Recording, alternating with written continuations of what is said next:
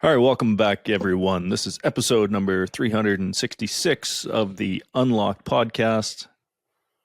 Today, I am excited. You can tell by my voice and my face. I'm excited. That's your excited face? I'm excited. I'm waiting for you guys to jump in and say, yeah, I'm pumped. Let's go. Woo! Chad? Yeah, that was great. That was awesome. Are you here? You are here? I'm getting my notes updated. I just realized that we have the blandest color pattern on our entire podcast ever. Really going with the grayscale today. Chad, thankfully you've brightened yours up a bit and made it a form of a white, but otherwise, we are fully embracing my green screen. I fit into my chair. I mean, so on cue, today we're talking about the best pieces of advice we've ever gotten. Mm-hmm. And maybe that's a good place to even start is don't wear a gray shirt if you're going to sit on a gray chair. That is the content people came for today. Against a gray wall. Advice. A gray wall. Yes. Yeah.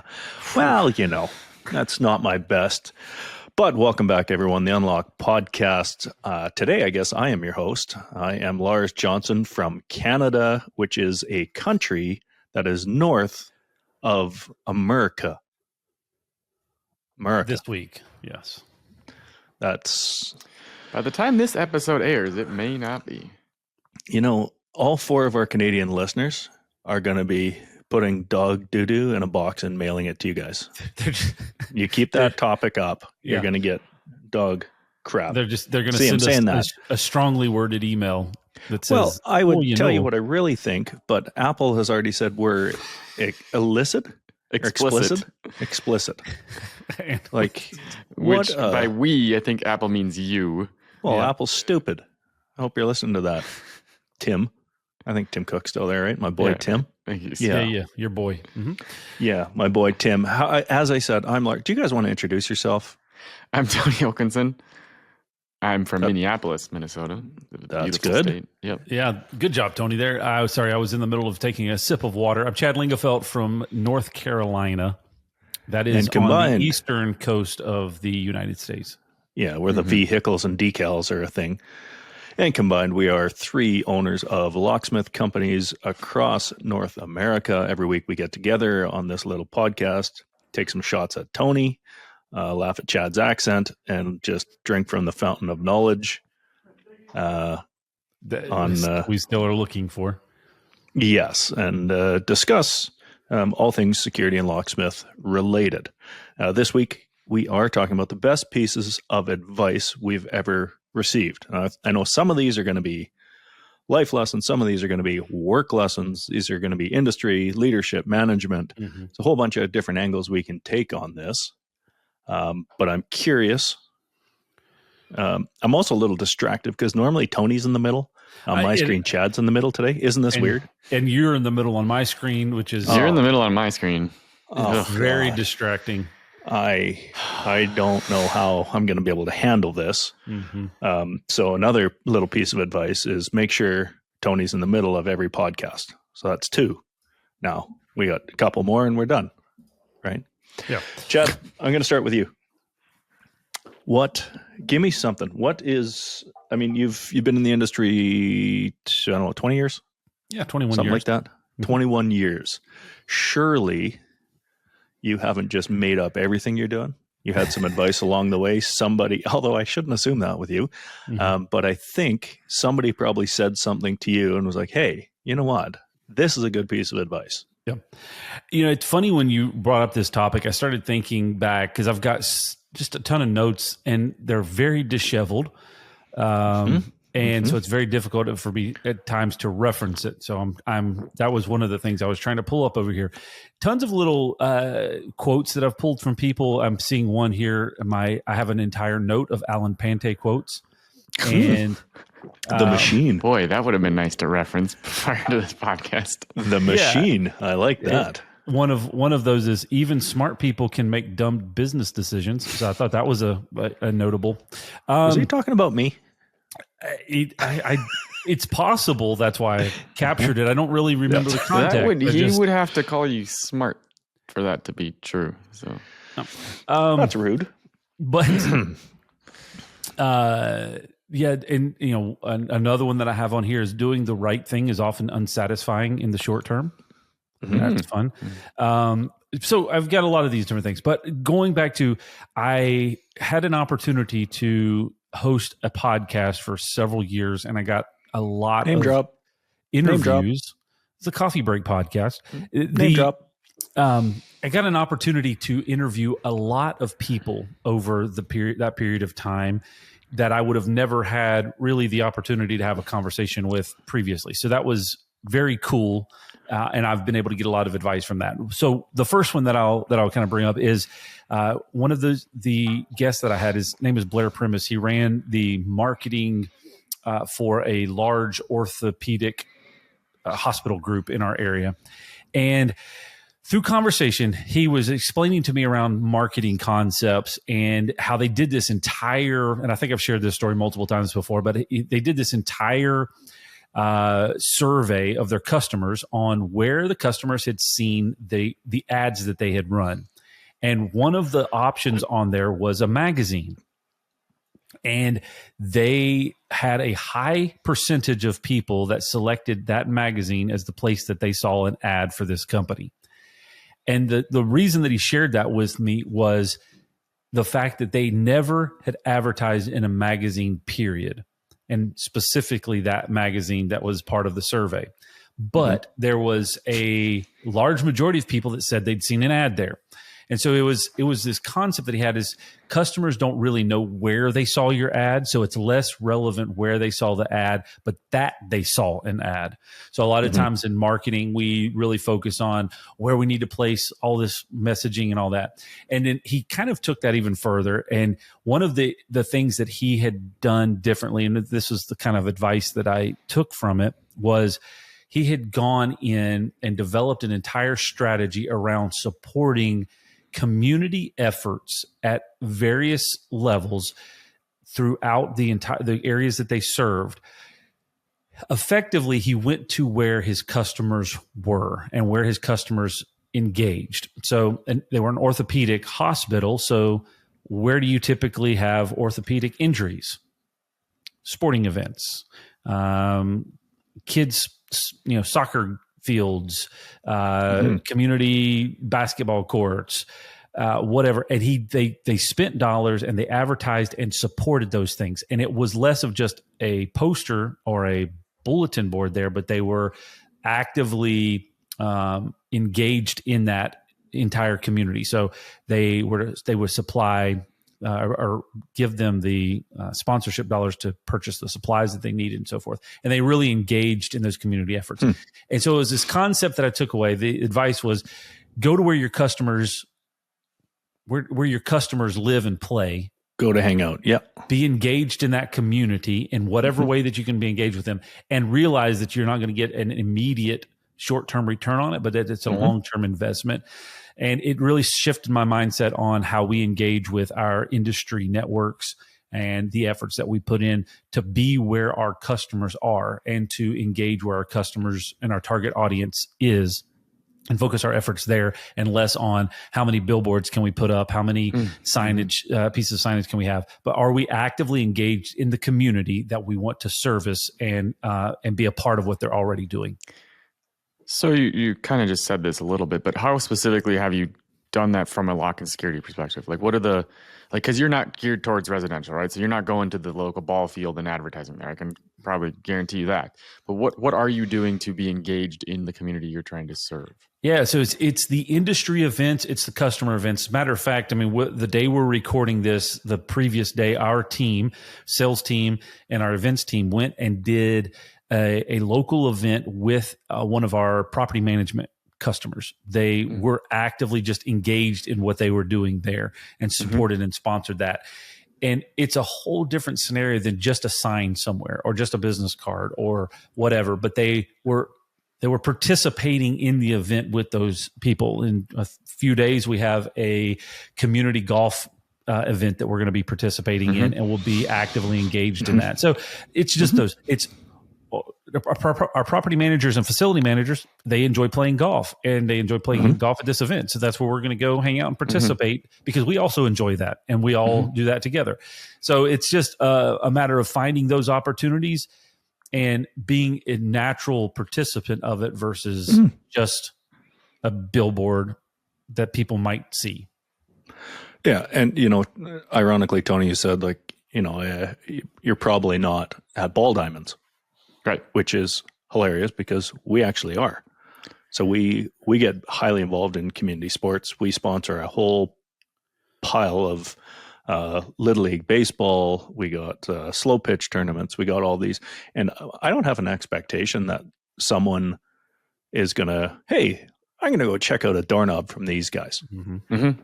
But someone that might know someone that's working in their business or something, if they do need something, I'm hoping they'll remember that, hey, in fact, one of our signs, I think in the curling rink, that's a very Canadian thing to say. A lot of Canadian things that just happened there. A baseball diamond in the curling ring. Yeah. Well, baseball diamond is not just Canadian. I've never heard it referred to as America's pastime. A diamond? What do you call it? Yeah, a baseball field. Oh. Okay. Well, look at the shape next time you're playing. But at the curling rink, I think it even says that, we're proud to support the community that supports us. Something along those lines. And it's just if they have a choice and they have that discretionary income, I'm just hoping they choose us because they know we're aligned. We do the same thing. So it's, and we sponsor baseball teams is hilarious. That's a really, really interesting one, Chad, because it's basically, get involved in the things you enjoy and you play and build that community. Yep. And that's, really what we're talking about. Tone, you're perplexed. You're giving me that look, and I'm not sure. Just listening to you. I'm just not. I can never know if you're reading one of the 10,000 browsers you have on your computer. I got my hands right here. I'm not touching the computer. I realized I don't know what to do with my hands. I realized if I write notes on my notebooks, my whole screen wobbles, so now I can't even take notes the rest of this episode. Thank you for giving us that example of shaking your screen. Yeah. That was nice. Tone, I'm going to take me out of the equation here because I know if we went with best advice you ever got, it would just be reiterating basically everything I've taught you over the years. Sadly, I couldn't. I tried really hard. I might have thought of something you told me. But I present company couldn't excluded. Sure. If you want to, come up with something that somebody else has taught you, because talking about me is. Yeah, I don't know if this is necessarily taught or advised. I guess that's maybe the same thing. But as you two both know, and many people that have to deal with me, I'm a bit indecisive. Very slow to make decisions. Are you sure? Yes, that I am actually pretty sure about. I've learned that pretty well. Definitely the thing that I need to work on the most. A piece of advice that I got from one of our employees, our field operations manager, Tyler, a couple of years ago was just trust your gut. It seems simple, but for someone like me, very valuable. I like to research things. I like to look into things. I think the advice was grounded in a couple of things. One, don't be slow to make a decision, because I think you hear this a lot of times. A decision made is better than no decision. What? That was one of my pieces of advice that I got that I was going to share with you. Ooh, well, stole it from you. You might have actually said that to me once. I think it's written on your wall somewhere. It definitely wasn't you. It was from Lucas Baselli. So it probably was. Name drop. I don't know. Name drop. I don't get the opportunity to talk to him as much as you. So he's on the podcast. Oh, ouch. Anyways, Lucas, I don't know if you're listening, but Tony needs some TLC. Oh, hey, no, more lately I've got some time with him, but pun intended there on the TLC. Anyways, so yes, trust your gut. I think it's something to remember too. Like as I'm thinking through things, a lot of times if I'm trying to make a decision, I'll think of every possibility. And Tyler's input was a lot of times your gut instinct is correct. Go back to your first thought. A lot of times you think of something, here's the immediate solution. And then all of a sudden you think of all the other solutions. And a lot of times that first solution is correct or mostly correct. And it's worth just going with that. So that's something that stuck with me. I keep it written down in my OneNote notebook with him as a reminder for myself of just when in doubt, trust your gut and move forward with it. Yeah. So, yeah. And realistically, you've probably guessed this. I go by that a fair amount. Yeah. You say trust your gut. I say seat of my pants. yeah. It's not exactly the words, but again, Apple says my content is a little prickly, so I'm gonna I don't pull it out of my anyway. I think what we're getting at here, but yeah, what is lost from the indecision and trying to make the perfect answer is probably way more than doing it. Like there is nothing that can replace experience. Mm-hmm. And that's what your gut instinct is. It is drawing on experience. It's drawing on conclusions that you probably don't even know where they came from, most of it. But, you've been successful. Why would this decision be any different? And then the flip side is, so what? If it's wrong, you fix it. I mean, you're never going to nail absolutely everything. So yeah. What's the worst thing that can happen? Yeah. It's the situation, right, where it's your team members, your employees, they're looking for a decision. And I think the hesitation that we may have, and some people may have, is that you want to make a decision that's going to be in the best interest of everybody. And you want everybody to be bought into the decision and understand the decision. And so oftentimes we'll deliberate too long, and people just want a decision, even if they don't agree with it. You may have to make the hard decision, and then at some point in time you have to make that decision again and move it down the line. But no decision is still a decision, and it's not. It hinders your organization because people are looking for some type of a decision. That's wisdom of the bullfrog, right? That's exactly what that book talks about. If you are in a position to make decisions, make decisions. That's your job. Yeah, that's a good one, Tone. I know you didn't have a lot of time to prepare for this, so you just trusted your gut and went with it. That was great. Way to go, Tone. Yeah, I would. Look at that. You just 4 more to go. Yeah, I've also noticed as I was sitting here, Chad. Do you see? We also have gray coffee cups. We're gray coffee cup, gray shirt, monotone. gray wall, gray. Like, come on, guys. We need a designer. If there's anyone listening that has any sense of style, please reach out. I would just like to say photos. that what have you contributed from a branding aspect to this podcast? Like Chad got us coffee cups. I got us gray pullovers. What I am the face.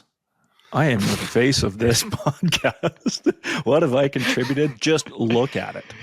Lars is sitting here complaining about his gray cup, his gray shirt, his blue shirt that's too small. And meanwhile, he's just sitting there basking in the glory of all of it. Well, I didn't say the shirt was too small. I suggested that I was too big. True. Fair. Yes. So I've been going through a bunch of them, and it's funny. I went kind of down the same path as Chad, and I started looking through some of the quotes and some of the things I've heard over the years, and it's tough because there's been so many that impact you, and then trying to really narrow in. But I'm going to go with one that this is so trite. I even hate to say it, but back even when I was in like middle school, I had a saying that was on my wall. It was above my door in my bedroom, and it's an Einstein quote, but he says, "Act as though impossible to fail." Having the confidence to make decisions, act on your thoughts, and be optimistic about it. It's part of the entrepreneurial mindset is you expect everything to work out. Yeah. And that's it's kind of been a mantra, and sometimes it doesn't, but more times than not it does. And it's more of a mindset than anything. It's a positive, optimistic way of doing things. It is really easy to be negative and point out what's wrong and what's going to go wrong and all the things that could go wrong. But it's very hard to be positive and optimistic and figure out, how even in the face of everything going wrong, how you can still push forward and, accomplish what you're set out to do. Yeah, it's funny. there's a book that I read a while back called Soundtracks from John Acuff, and it talks a lot about that mindset that you kind of training yourself on what is possible, what is impossible, and if you train yourself on always thinking everything is going to fail or that everything is going to go wrong, then you are going to act in that same maneuver. And it's not like, you got to have this, voodoo type stuff. It is just the way that we operate as humans. If we go into something going, this is going to be terrible. It's the funny thing that we joke about in golf all the time. You get up there, you get ready on the tee box, and you go, oh boy, I don't want to hit this in the water. Yeah, or there's houses. Yeah. That's where your ball is headed because you've trained and especially your mind, yours. Exactly, mine.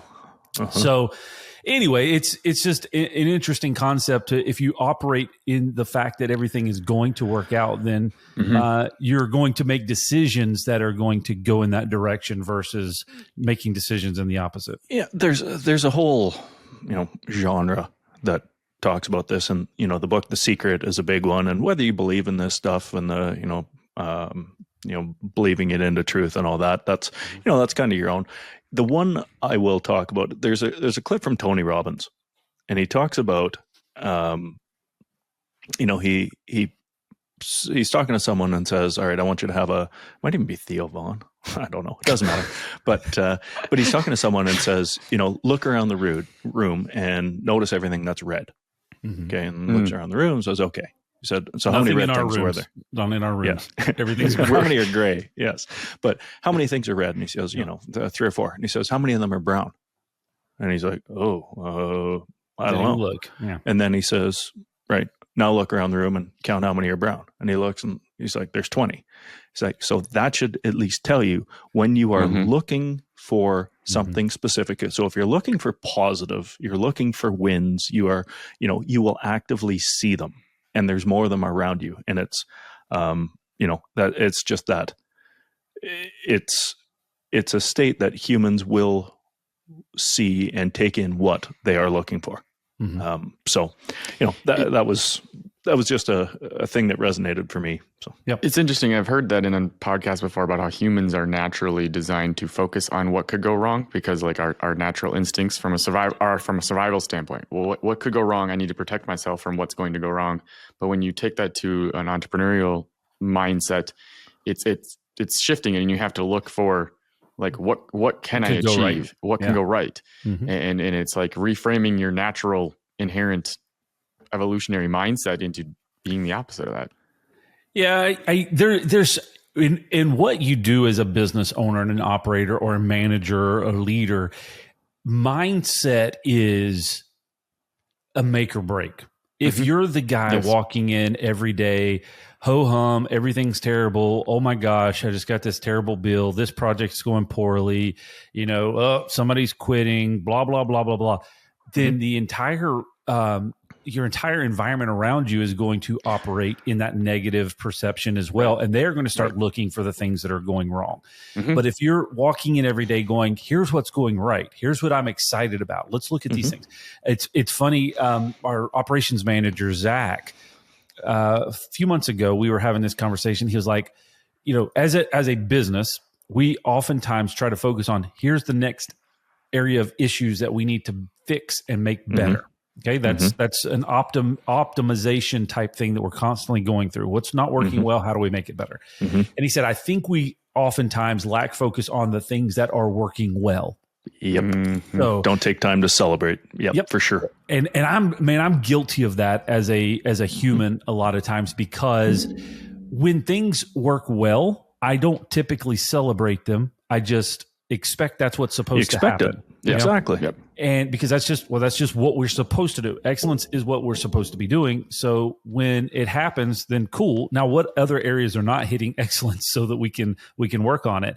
And I hate to use a golf reference, but there's a golf reference in there as well. Anyways, so we started in our business meetings once a month in front of the entire team. He has an entire section called "What's Good." Wins. Yep. Yep. And so he just highlights everything that he's identified in the company that's going good over the past month.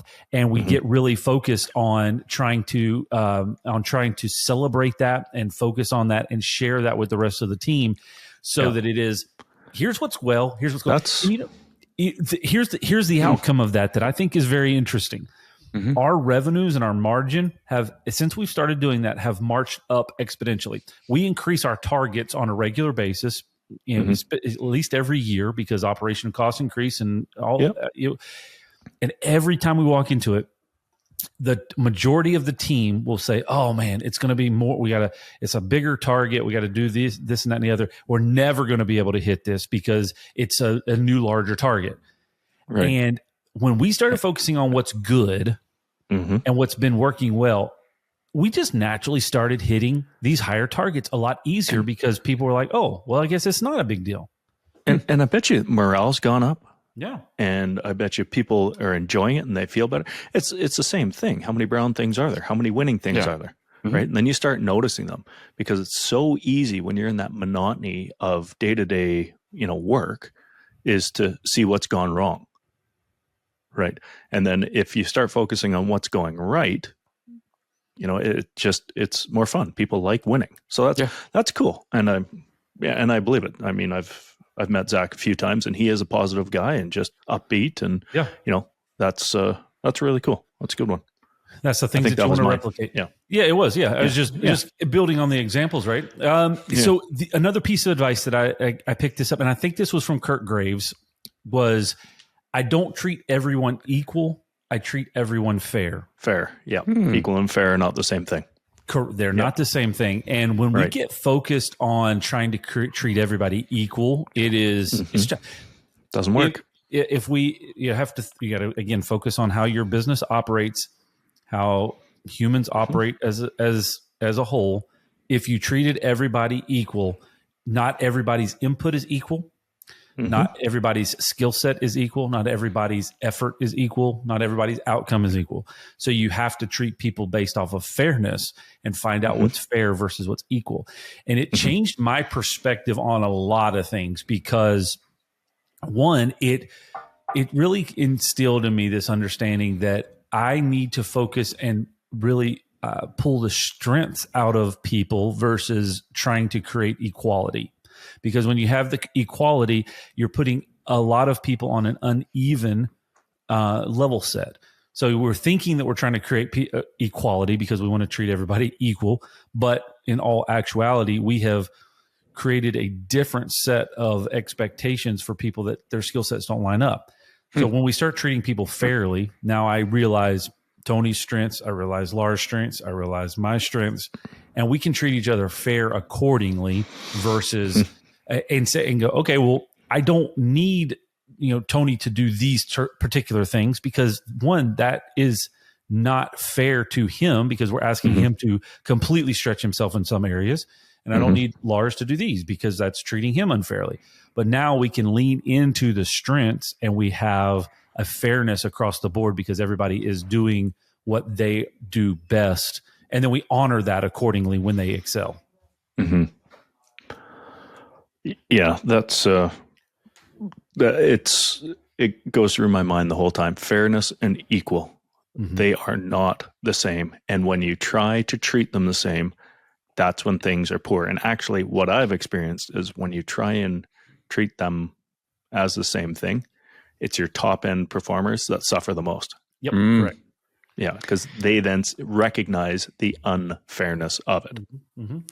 Yeah, and I think it kind of ties into a little bit. You hear they might have said this at the last MSC conference we were at, but the traditional golden rule is treat others how you'd like to be treated. But in reality, you need to focus on how they want to be treated and treat them fairly.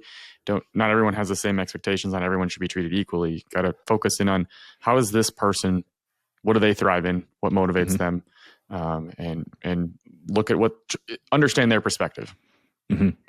Yeah. Yeah.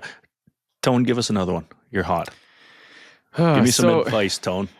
I struggled with the next one. I unlike you two, Trust I don't your have a massive list somewhere. But, Trust your gut, Tone. This isn't from necessarily one person. A comes from a couple different podcasts, and I think these guys stole from each other, but on purpose. But overall, the feedback is your network is your net worth. So basically focusing on who you know, not necessarily what you know. For me, that's a valuable piece of advice because I'm not naturally a social human being. So I like to go look at spreadsheets and analyze data. And I have to be cognizant of forcing myself out of my comfort zone.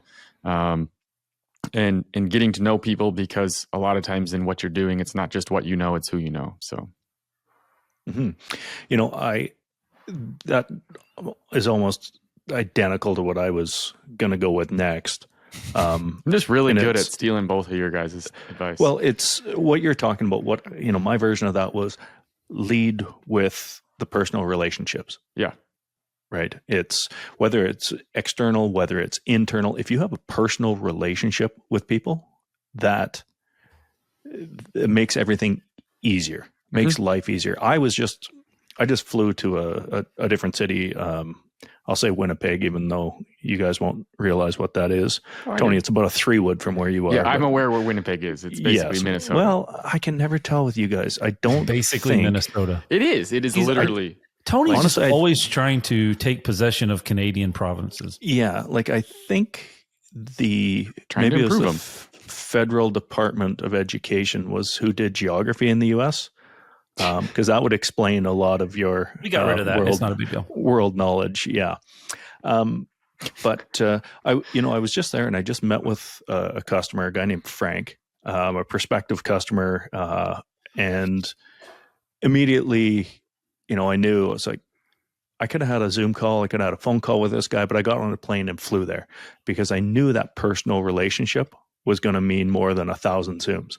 Mm-hmm. And sure as heck, we showed up, we immediately hit it off. He's, we knew some of the same people. We did a lot of the things. He came from the East Coast. That's where I went to school. We lived in Calgary. So he's referencing down. We sat there and, we had a half-hour meeting that ended up being 2.5 hours. He liked hockey. Right. You like hockey? He liked hockey and decals, right? And he curled, all that kind of stuff. But he played on the ball diamond all the time. But it immediately, and then we walked out of there. Yeah, we slapped hands. We're like, hey man, this is going to work good. Anyway, just that personal relationship, and you said your network is your net worth, and that's very true. Mm-hmm. If you lead with those personal relationships, it will get you a lot further. And I mean, for some of us, it's pretty easy, and for others, like you, Tony, you'd rather look at data and come up with logical answers. Pushing yourself out of that, especially if that is your role in the organization. Yes. Yeah, it's super important. We've talked about this a lot just over the years of the impact of influence. So you say it in the way of your network is your net worth. And the way I have communicated it in the past is really focusing on the level of influence. And you have that direct circle of individuals that you have in your network, right, is impacting the influence on you on a daily basis. Yeah. You have an opportunity to influence people in a positive way, in a positive atmosphere, but it is significantly harder for you to influence a vast majority of people in a positive manner if you are constantly being surrounded by that negative influence. And so that kind of theory, well, I'm going to go over here and try to help build these people up. You're most likely going to get brought down before you're going to be able to bring them up. So you need to spend a majority of your time around those that are in a positive mindset, a positive influence, and that are doing bigger things and better things.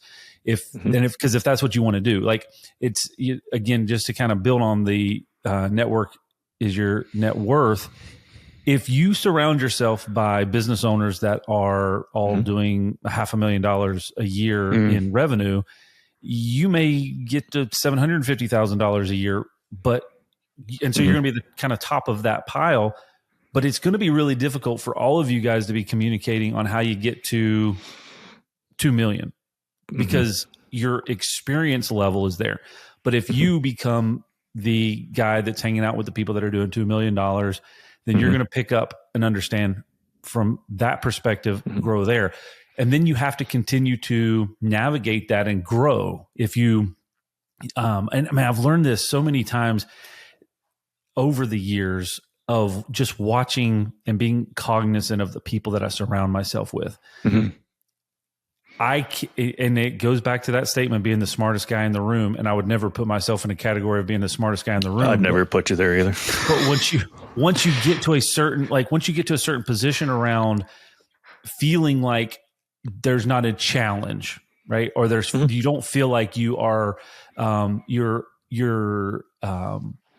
the new guy, right? Then you've probably become too comfortable in that surrounding, and you've got to find other ways that you can challenge yourself more.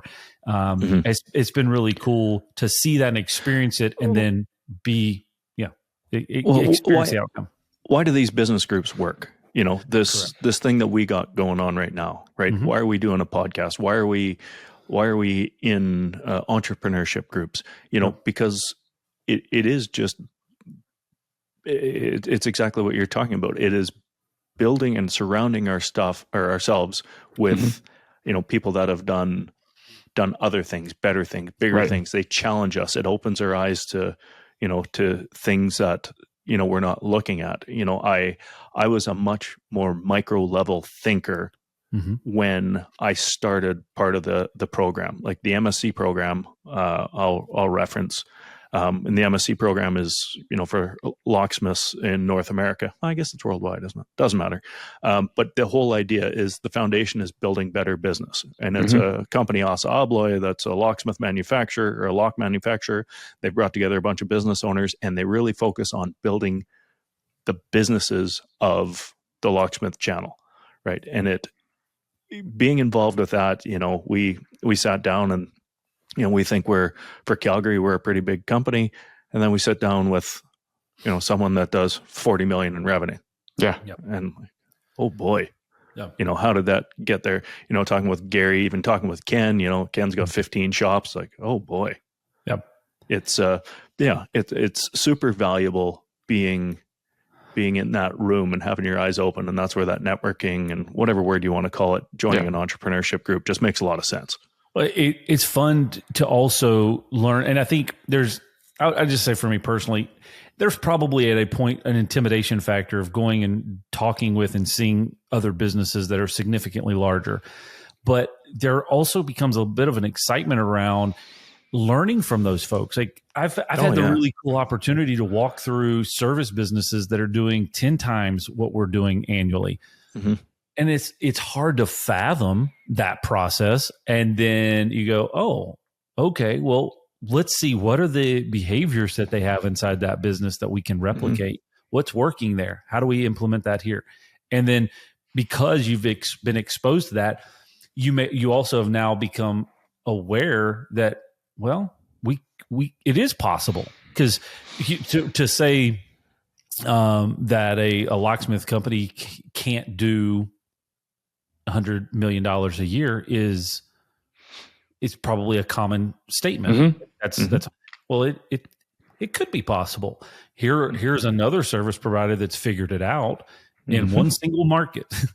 How do we replicate that in the same way? So, anyways, I that is a very valuable piece of advice. I think that if you can embrace it and realize, I would kind of add to that. Check your network currently. Yes. Yeah. Who are you hanging out with? Who is my network? And then let me assess my network and my net worth currently to see where we're at. Yeah. Like literally currently, that's pretty disappointing, but, so that, Tony, you're going to love this because I'm going to throw us a little curveball here. Perfect. So that was 5. I'm ready. Yeah. The topic today was the 5 best, and we got be active in your community, play where you work, trust your gut. We got act as if impossible to fail, fairness and equal are not the same, and your network is your net worth. Mm-hmm. That's our list so far. Love it. Let's give me some rapid fire. We got a couple things we're gonna close up here, land the plane. Any other one I've got on here? So I'm actually going to reference Uncle Glenn. Revenue is vain. Yeah, right. That's one for sure. You should just do a top 5 Uncle Glenn, because that could be a whole episode. I was going to mention make it easy to do the right thing and difficult to do the wrong thing. That was Uncle Glenn. That was my next one. That's an Uncle Glenn too. Yep. Thank God you said it. I was going to give you credit for that. I just well, actually, to be fair, I've said it so much that Uncle Glenn said that I can now take responsibility. Look at that. It occurs to me. He shared his trademark with you. And maybe mention Uncle Glenn, who we reference all the time on here. Glenn is Glenn Younger. It's Graw Security, and he's in San Diego? Yes. Yep, San Diego. Is that right? Yeah, and he's, no one knows what it means. But but Uncle Glenn in San Diego, he's been influential, I think, on all of us. He listens to these things, pontificates, and then corrects us. But Uncle Glenn-isms I have all over the place. Make the right thing easy is exactly what Chad just said. Another one I heard on here, I've heard Chad say it, and it just rings true all the time.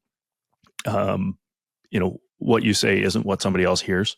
And that's, that's, it's just so common in your personal relationships, your work relationships, because you're saying the words doesn't mean they're hearing what you're intending. Yep. And it just, once you understand that, it makes you slow down, stop, and think about what you're communicating. Because people will hear it. Here's just one completely for you. Different. Yeah. Being lazy is disrespectful to people that believe in you. Ooh. Wow. Ouch. Wow. Oh, ouch. Says the guy sitting in the chair there, Lars. Okay. Lars, here's another rapid fire for you. I shouldn't have to tell you to dress up. You are a grown man. That's from Marvin King. That's a classic. It's a guy that I know. He said it to somebody, and I was like, I got that added in my notes. I shouldn't have to tell you. You just have lists of these somewhere. You're a grown man. My goodness. I remember in grade 10, I used to wear a baseball hat, and then you weren't allowed to wear a baseball hat in school. So I'd show up, I'd wear a baseball hat, and then as soon as I got in class, I'd take it off. My hair was always a mess. And there was a girl in my class finally said, why do you choose to look bad? And I was just like, devastated. That's 1998. I still remember it to this day. And I was like, no kidding. Why do you choose to look bad? So, so now I wear fancy gray shirts on gray backgrounds with gray. So a couple of rapid fires from you guys. I don't know what your exact saying was, Lars, but I know you've talked in the past about the difference between cash flow and profit and focusing on cash flow, inventory management, accounts receivable. I specifically remember you talking a lot about making sure your accounts receivable people write stuff down as far as how much cash they're collecting, and the focus on being successful in business is not just profit, but also making sure you have adequate cash flow. Chad, too, from you, your defined expectations, core values always sticks with me. I have a vivid memory of a conversation with you. Oddly, I think I was on the golf course texting you about. That's on brand. Specifically talking about a challenge we were having, and you saying, what expectation did you set with them? What expectation did you set with them? And it's like, well, if you haven't set the expectation, you can't hold them accountable. So that sticks in my mind about making sure that you're clarifying expectations with people. And then also, I think you have a bracelet that says prior planning prevents poor performance. I think that's one that's rang true with me for the last couple of years, and being more intentional about what we're doing as a company, what I'm doing as a person, and making sure that we're planning ahead. Even though I think you guys would say my culture index says I am a planner, I don't naturally do that from a long-term planning. So that's a wise statement. I'm not sure who told you that one, but it's stuck with me. So yeah, my bracelet actually says always improving. Oh, that one, yeah, sure. A focus on trying to do the next day better than the last day. Oh, here's one that has really been interesting for me. Don't put your own insecurities as a limitation on someone else. That's yeah, Chad. These are deep. Ouch! Like, Wow. man, it's. I've got one of my favorite ones that's floating around right now, and I think it's so true for so many entrepreneurs. Is doing the thing is the only thing that is actually doing the thing. Talking about doing the thing isn't doing it. Reading about it isn't doing it. Planning it out isn't doing it. The only thing that is actually doing it is doing it. And the best time to start is right now. Mm-hmm. Yep. I think that's fair. Yeah. These are great. I mean, we could go on for hours. I am in an infinite scroll on my Google Keep, which is just tons of notes. So I think we probably should save some of these for another episode. But speaking of another episode, I get to pick the next topic. Oh man.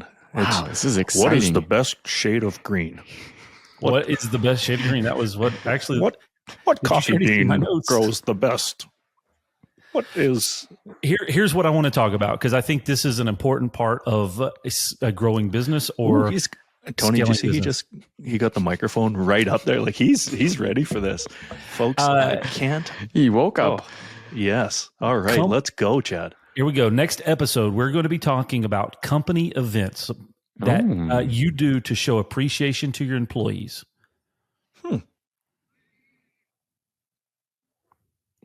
It's a silencer. Yeah. It's a silencer. You got me thinking. Okay, let's go. I feel like this is something that we have had to put more effort on over the past 5 or 6 years because we want to. And so I'm interested from you guys' perspective, what you've been able to implement as well, the results that you've seen from it, and if it's something that you would continue to doing and continue to do, and how you would recommend it to other people. Awesome. Well, yeah, I mean, listen to some of the advice we just gave each other, being present, building those relationships, being your community, all of these things. Yeah, it's a great topic. It's something you don't think of very often, but yeah, look forward to it. All right, so that's going to be the next episode, next time we get together, which we don't have any clue when. But thank you guys for joining us today. Thank you for listening and for all the feedback that you've given us. I think Uncle Glenn gave us 2 different ratings on 2 different podcasts. One, he said it was the best one yet, and another one, he gave us an actual score. So we probably need to implement an Uncle Glenn scorecard, an Uncle Glenn metric on the episode. It's kind of like 2 padlocks up or something like that from Uncle Glenn. Oof. All right. Oof. Anyways, padlocks. Where do they find us, Chad?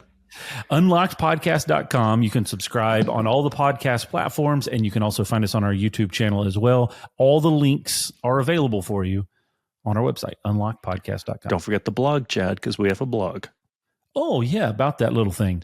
The blog is there for you to understand and read a little bit more about what the episodes are focused on. So, yeah. Cool. Thanks for following. Thanks for connecting. Thanks for reaching out. I'm excited. Good topics. Yeah. All right, folks. I will say the last 2 topics are the topic for today and the next topic have been amazing.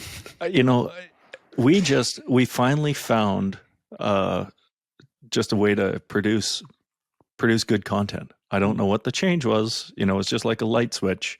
It just came on. It just worked. Yeah, and that light switch, I would like to remind you, when I threw out that brilliant idea of mine, you absolutely hated it. So, Tony, you don't have to try to take credit for everything. That's typical Tony. Old typical terrible topic Tony. Hey, we're adding another T. All right, folks. We'll see you in a week. Thanks for joining. See you guys.